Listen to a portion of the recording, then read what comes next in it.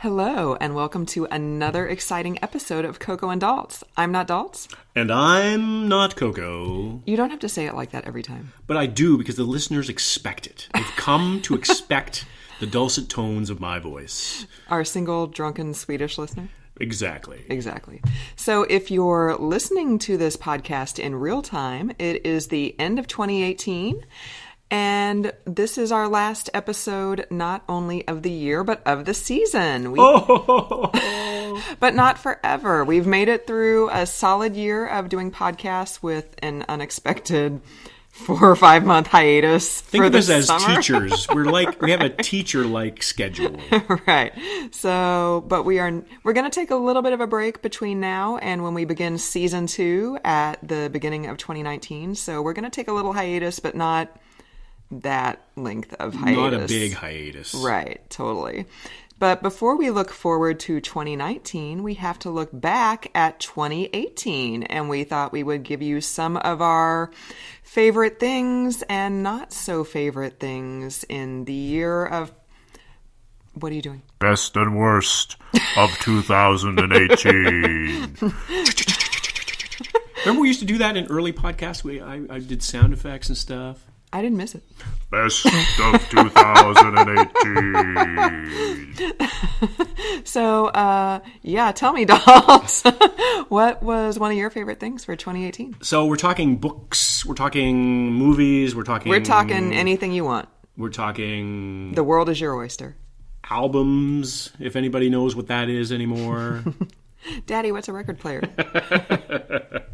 So, one of the best movies that I saw in the year 2018. Why is it that when you say the year 2000, but nobody says it like any other time? Like the year 2018. Remember that old Conan O'Brien sketch? Like, in the year 2000. We are really dating ourselves there, kids. I remember that. I do remember that. I think they kept doing that even after the year 2000. People were like, what are you going to do when it's actually in the 2000s? And I think he kept doing it for a while. It was oddly catchy / annoying. Yeah. Unlike our podcast. Yes, yes. So I'm going to start on the negative because I'm always a glass half empty kind of guy. Aww. Well, no, it's just that it's easier to criticize than it is to praise. That is true. I will say one of the things that I did not love, and also I think this is a good time to introduce a new aspect to year-end review type pieces. I think that hindsight and reflection should take a real key role here in these kind of reviews. So when you go see something and immediately you react to it, and then if it's something that has an effect on you, you maybe are thinking about it later on, and then it changes your opinion a little bit. So there are lots of movies out there that Roger Ebert hated when he first saw them, and then he came around on them and liked them. But he also gave The Godfather Part 3 like 4 stars or something on initial review, so he's clearly compromised. So that aside, okay, just pretend that this is a new idea. All right. So one of the movies that, looking on cocoanddaltz.com, which I think everybody is probably very familiar with, of course. Oh, yeah. When we went to see Solo, A Star Wars Story. Yes. I think I praised it a little bit more than I probably should have. So gave it a 3.25 out of 5. Which was, it was a good movie. It had a little bit of stuff, but it wasn't a great movie. Which probably numerically on the grade scale is around a C+ to B-. So that's appropriate, you think, right? Yeah, I think that's appropriate. So looking back on it, though, not that the movie was particularly terrible or anything like that, but I still, to this day, don't understand why they made that movie. Well, cash money. I mean, other than cash money. Yeah. Creatively, there was no need for me to know really any of that backstory. It wasn't really all that creative a backstory. The backstory was, it wasn't like Luke Skywalker's backstory, where there's a lot of complications there. Han Solo is pretty much, the guy goes up to the, whatever, essentially the TSA equivalent in... on his home planet. On his home planet. He goes up and the guy says, "What's your name?" And he says, I don't know. And he goes, "Who are you with?" "Oh, I'm by myself." "Oh, your name's Han Solo." It's like, oh, really? I mean, that's how he got his name? Really? So how did Bono get his name? Come on. So anyway, and then the whole Chewbacca eating humans thing in a dungeon. I didn't really need to know that. Yeah, that was sad. I was sad for Chewie that was his life before he teamed up with Han. And I was sad that the writers did that. Sad that the writers said, "Okay, you used to eat humans." So this gives their relationship a whole different perspective. Chewie and Han Solo, like, how does he sleep at night knowing that Chewbacca once ate people? You know, he could be like, Chewie gets mad at him one day for taking a left turn at one of the wrong stars. And I wanted Sonic, not Burger King. Exactly. I wanted In-N-Out burger, and we're at the wrong place, and I'm going to eat your arm in retaliation. So I didn't need to know any of that stuff. That was not what I wanted to know. So that's why Solo, A Star Wars Story, the catchy and original title of that name, not a big fan of it. So you're going to downgrade that from 3.25 stars to like 2.5? No, see, that's like a retroactive criticism. It's just kind of like, yeah, I know we reviewed the movie and everything, but I don't think we needed that movie at all. So it's a different kind of. I'm just trying to get out of the formula here of this year-end review thing. Okay, I'm trying not to box you in. So yeah, don't box me in. Don't limit my potential, Coco. Well, the I still thought it was an enjoyable movie for what it was. I mean, I don't think it's the best movie I've ever seen. I understand what you're saying. I didn't mind it. The only thing, you keep looking at the dog on the couch. Like, what do you? I want to make sure she doesn't like crap on it or wipe her face on it. She's just sitting there like looking at us. Like, she's never on that couch. I know understand. this is the first time she's been on that couch in weeks. That's because we're not on it. Yeah, probably. Yeah.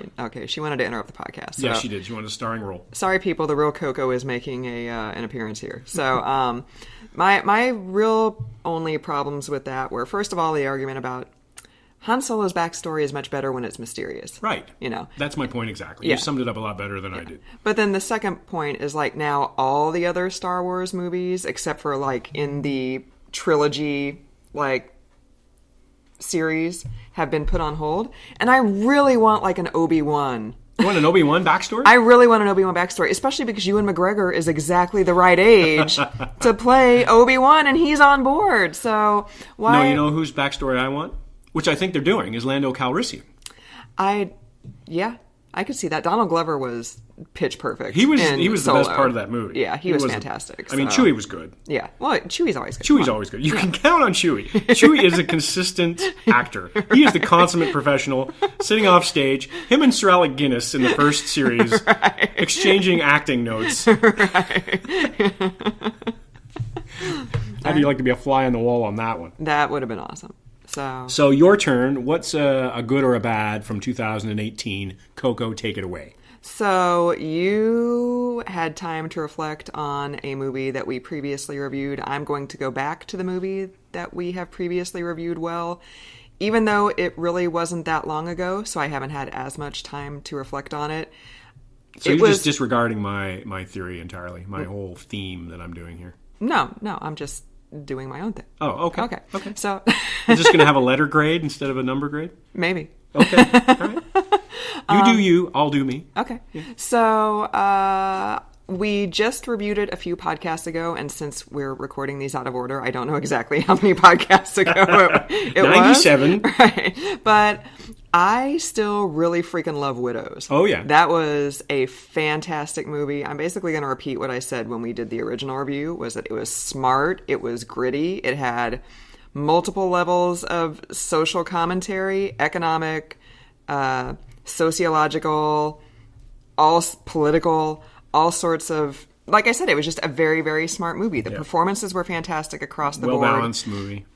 And I loved that it was fronted by 4 women, but it wasn't a movie for women, which typically when those kinds of movies get made, they tend to be accompanied by the descriptor frothy, which...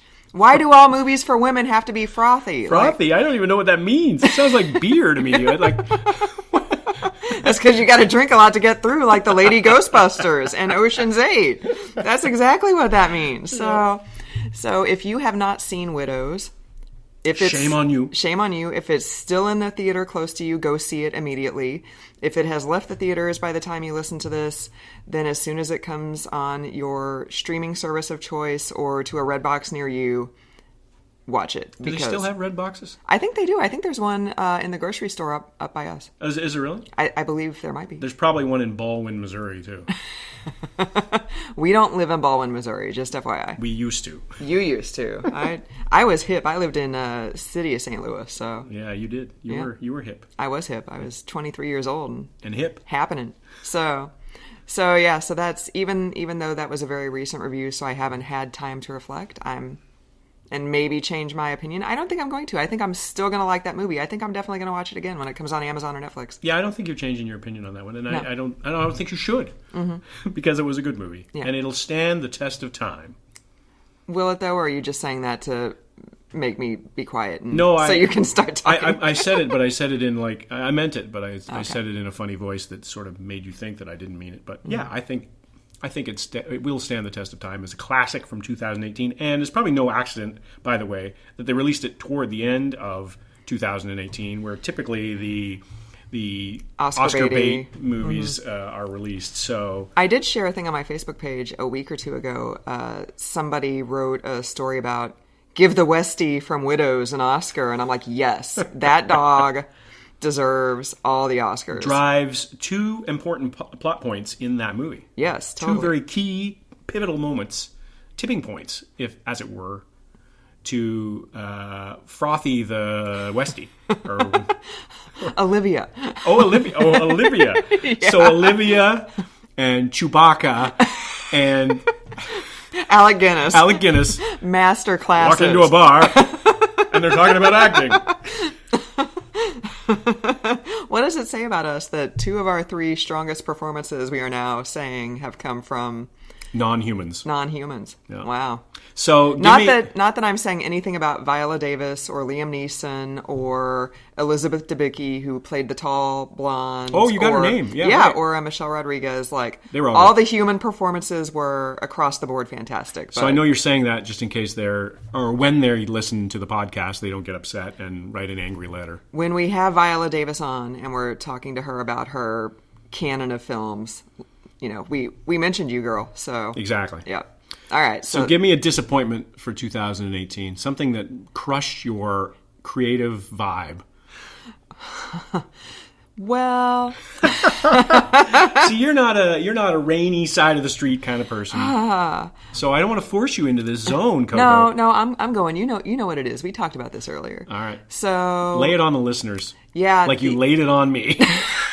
Well, now that makes me not want to say it, because now I think that I'm a Debbie Downer and that you... No, I was the one who opened up with the negative on the... That's true. On the solo Star Wars story that movie written by... We don't know who. Chewbacca. I don't know where I was going with that. Yeah, I don't know either. So Chewbacca. Anyways, Chewbacca, The Dark Years. That's the other one. That's the next one they're going to do. That would be amazing. That would be like, Chewbacca, I went from eating humans to being a friend of Han Solo. To being his verbal punching bag. I don't know why I was talking like Scooby-Doo there. Ruh-roh. Chewbacca as played by Scooby-Doo. I don't know. Is there like a little baby Chewie? Like, I don't know if I want to see a little baby. Baby Wookiees. No, like, and that would go in the whole Ewoks direction again. And I know we've covered this, but okay, Muppets have no place in Star Wars movies. Wasn't there way back in the very early '80s? Didn't they do like a very Wookiee Christmas or something? It was like a made-for-TV movie, and it was obviously derided, and it has never been seen again. Like, I swear I know something about that. It was the Star Wars Christmas special.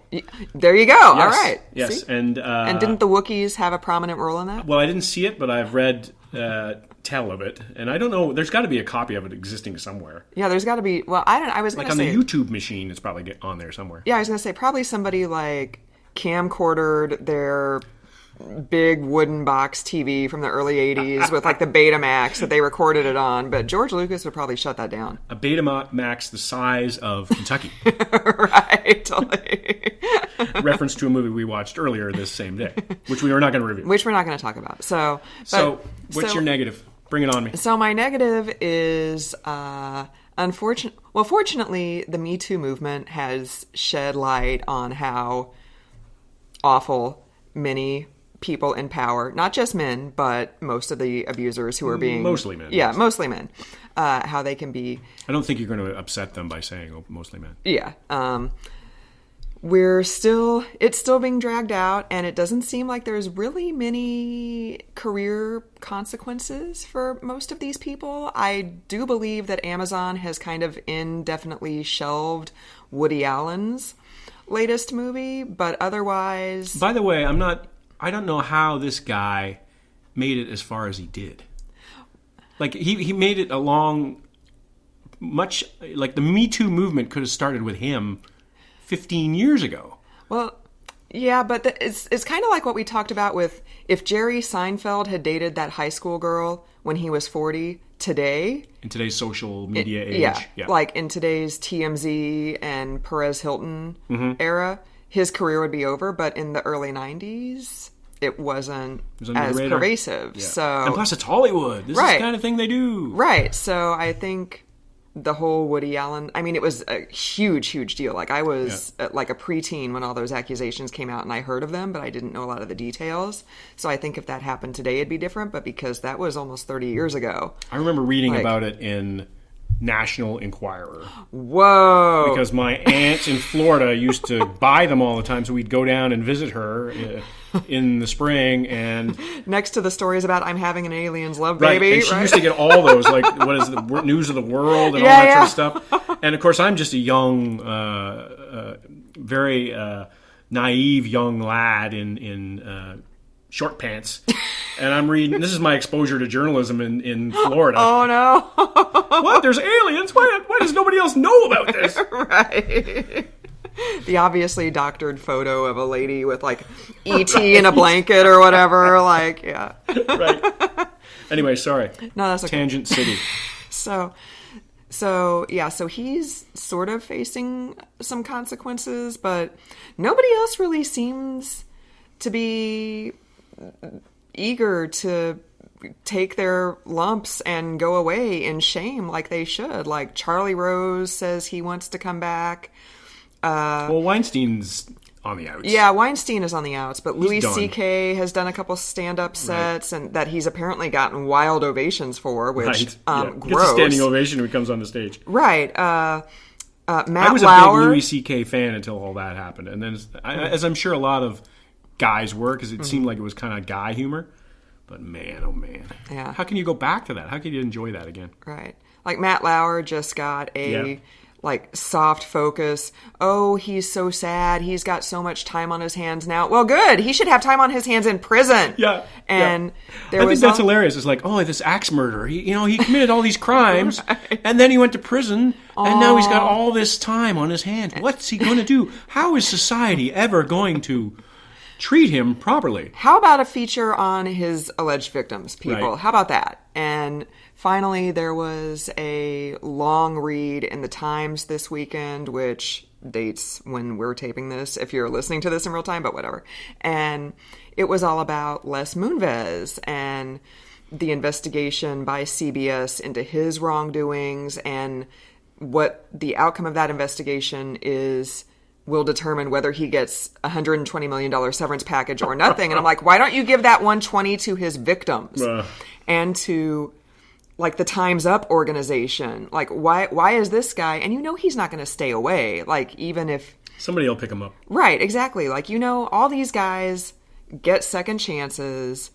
So this is, and they shatter people's lives. Like, people, like, women don't come back from Matt Lauer allegedly raping somebody so forcefully that she passed out. Like, women don't come back from that. But these guys are just like, oh, I'm so sad. I've got spare time on my I went hands. away for 6 months. It's time for me to come back. No, screw you. So Go this away. is the problem with society these days, is that there's a lack of accountability, lack of responsibility, lack of any sort of ownership for mistakes. It's like, we all make mistakes. I mean, I'm not categorizing these things as mistakes. Right. But nobody's perfect. Nobody's perfect. Right. So just own up. Like, it starts there. It starts with that kind of thing. It's like, oh, I'm sorry I cut you off, and you know what? You take that parking spot. Right. My fault. I'll go park over here. Rather than, break out the handguns and right, or key somebody's car, or whatever. Right. It's like there's no responsibility is death. We're in the era of the death of accountability, which is really sad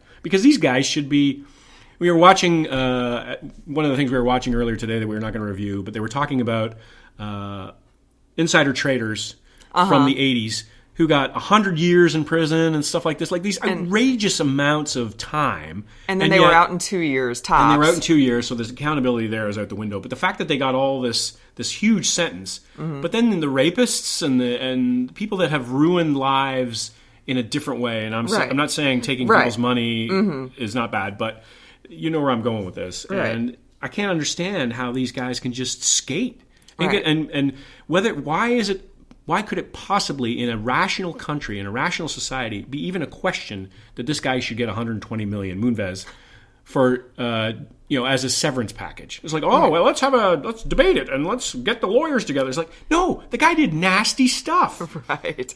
You don't get your 120 million. Right, totally. The Times thing said that he had a clause in his contract that all this is going to hinge on. It was something like, did he act contrary to company values or something like that? And, a loophole. Right, and that's what they could use to not give him the 120. So, hey, CBS, I hope you do the right thing. Jeez. Right, so that's...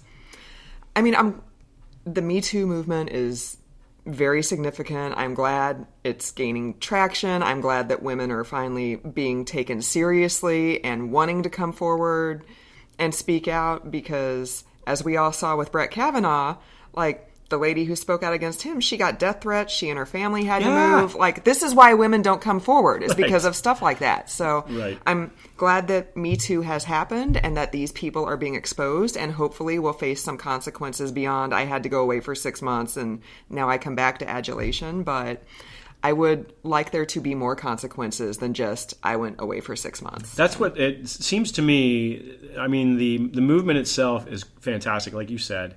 It's terrible that it has to happen, but the fact that people are standing up for themselves and starting to speak out, that's tremendous. Mm-hmm. But it seems to me that the guys are doing this, it's just kind of they're in a wait-and-see attitude. They're kind of just laying low for a while to see what the groundswell is. And we're in a bit of a political climate right now that is tolerating this kind of stuff. Yeah, definitely. So, or at least in some ways endorsing it and that kind of thing. And so there's a lot of things at play here. But all these guys who are doing these things, I think that they're kind of like, well, wait a minute, we're not as bad as we thought we might be. Except for guys like Weinstein and maybe some of the others, like Moonves, if he doesn't get his 120 million, he's still got pretty good money probably. Still got something to fall back on, I'm sure. Yeah, I mean, even if he gets sued into oblivion by all of his, alleged victims, he could still probably retire to a private island with Julie Chen and bathe in bathtubs full of cash. And he's going to have the best lawyer the money can buy. Right, and they're all failed actresses for a reason because they weren't given a chance, for whatever reason. So, what are they going to do? Like, you can only take it so far when you don't have any money and you're up against somebody who does. So true. So that's my disappointment of 2018. And since you started with your disappointment, what is a good thing? Because we need to bring the happiness up a little bit. We need to talk about nice things. So I'm looking through the movie reviews on cocoandadults.com.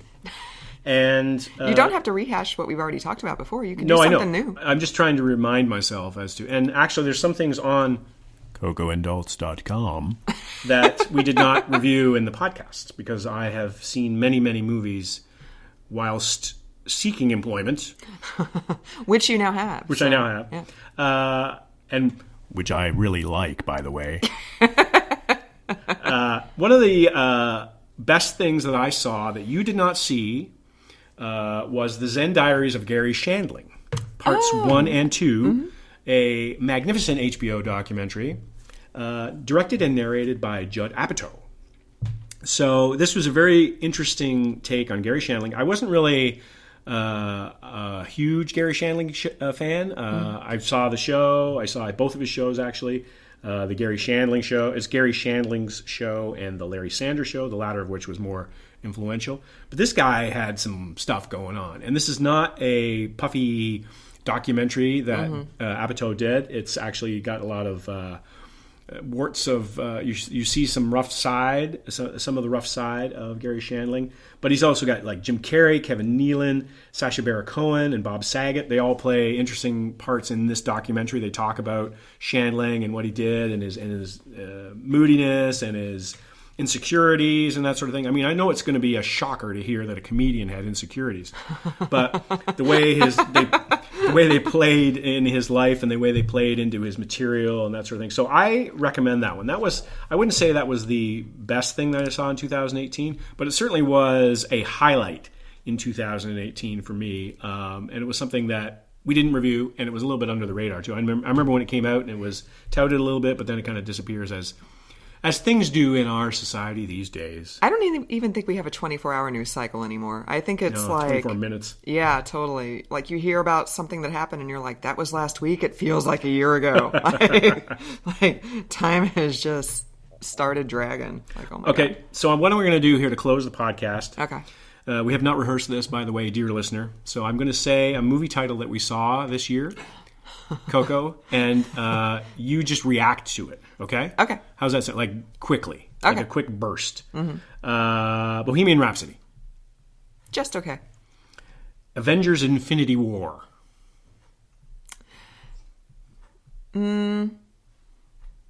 That could be a reaction. Okay. So far, 0 for 2. The Incredibles 2. No, you didn't see that. Yeah, I didn't see that one. Solo, a Star Wars story. Just okay. Crocodile Dundee. Which we saw. Did you actually review that for the website? I did review that. OMG, I need to You look at the website. should go to the website. What do you mean you don't know what's on the website? Half of your name is in the website URL. I have like 4 jobs. Yes, very true. Very true. Crocodile Dundee. I'm not letting you go on this one. Very of the 80s. Very of the 80s. Let's see. Goliath Season 1. Good. Goliath Season 2. Ooh. 3 Billboards Outside Ebbing, Missouri. Black Panther. Yeah. This is not giving you what you thought I was going to give you. I don't know if this is really doing it for me. So I'm trying to find another movie that we saw together. Did we see The Doors together? No, I need to see that again. I haven't seen that, I think, since it came out, when I was probably inappropriately young to watch that. Okay. So then while you're looking, I'm going to do 2 quick hits right here. All the other ones I watched by myself. Oh, Stranger Things, but that was old. Yeah. Okay, first quick hit. Yep. Lord Huron released their 3rd album. We saw them in St. Louis in September when they went on tour. It was a really good show. Obviously, it was not a pop spectacle because they are not that kind of band, but the main guy, whose name escapes me at the moment, he's a very good frontman. He was an outstanding frontman. Yeah, that was a great... Nothing really beats like 4 or 5 guys with guitars just jamming. Oh, just putting it out there. Yeah, exactly. Yeah, and it was a great show. You know the thing that I learned from that concert? What's that? Is how friggin' tall Ben Schneider is, who is the lead singer. There you go. All right. Lord Huron. Yeah, it's the crack staff who happens to be off from vacation before they go on another vacation at the end of the week. We've got the Times Square scroll around the studio. Everything's fired up today. Uh-huh. I'm really impressed with what the crew has done today. He's like 6'8" or something, right? He's a giant. Okay, so I don't know how tall he is, but let me see. But I was really impressed with his presence on stage. Yeah. And not just because he's a tall guy. Mm-hmm. What else? Quick hit. And my other quick hit is Dolph is clearly the sexiest man alive. Wait a minute. But people finally got it right and put the number 2 sexiest man alive, Idris Elba, on their Sexiest Man Alive cover issue this year. So did we talk about this, but is he the next Bond? He says that he doesn't want it, and there is... I mean, Daniel Craig's got 1 movie left in him, and then the new guy gets to take he's got one over. more Bond? Yeah. And Ingrid Elbow, as you call him, will be like pushing 50, if not 50, by the time they get around to going into production. 50's a good age. Yeah, so there's thought that he might be a bit long in the tooth, but I'm down. So who's the Bond if it's not Ingus Elbow? Idris El Bongo. I don't know. I don't know if there's actually a front runner right now. You know, of course, everybody says they don't want it, so I don't really know. What about Anthony Michael Hall Oh goodness. as James Bond? No, I don't. I don't. Ooh, there we How go. about Jared Leto? No, definitely not. No. How about Ryan Gosling Oh, that could be interesting. as Bond? Yeah, that could He be wouldn't be too bad. very interesting. So, all right. So, give us a couple quick hits. Oh, by the way, Ben Schneider. I didn't look up his. I didn't find his height, but he's born the same day as me. He's got the same birthday. Nice. Not the same year, No, but the same. he's probably 10 years younger. Moving on. So quick hits for me. Yes. Should I go to the book category? No, just don't use the website because. Well, my memory is terrible. No, it's not. You're not that old. That sounds like a backhanded compliment, but that's not how I intended it. Yeah, that was a. You're not that old. Okay, an album that I really liked from 2018. I Hope You're Happy by Blue October. Okay. Fantastic. The lead singer Justin Furstenfeld. Is that a real name? Yeah, I don't know. Wow. But he's a guy who's been dealing with a lot of anxiety and addiction and all that sort of stuff. And fantastic album that nobody really touted. Has really touted in the mainstream press that I've seen. I know you've put up a couple things about it on our Facebook page, which Yes. you can find by searching Coco and Daltz and follow us. Also, another good one was, believe it or not, Simple Minds' new album, Walk Between Worlds, Wow. was fantastic this year. Wow. Speaking of the 80s. So, Whoa. 2 albums, I gave them 4 out of 5. Wow. Each of them on the website, cocoandadults.com.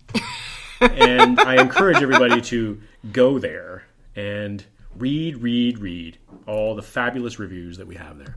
And actually, I reviewed the Lord Huron Vide Noir, which is their new album. Mm-hmm. I'm not going to tell you what I gave it because I want you to go to the website. All right. Awesome. So you got any other year-end wrap-up thoughts before we blow this taco stand and ring in 2019? No, I'm thinking and I'm hoping that 2019 is a better year for movies overall. I was kind of disappointed and we are at the end of the year, so we should have seen some Oscar bait by now, you'd think. Mm-hmm. I'm disappointed in the selection that we had in 2018. I'm hoping 2019 is better.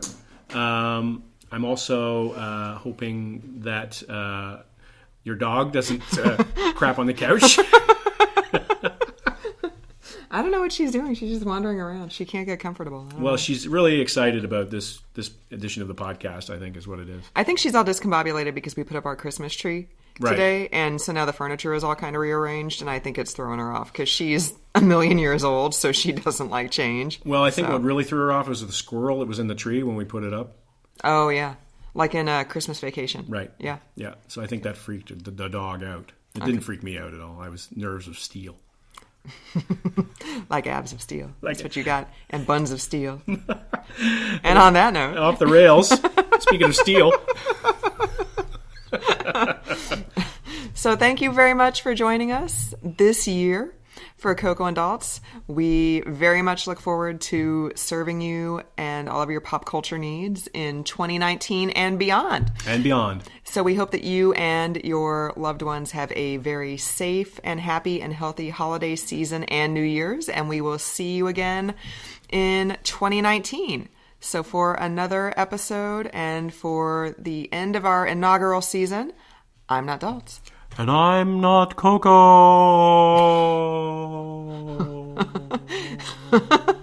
You don't have to do that.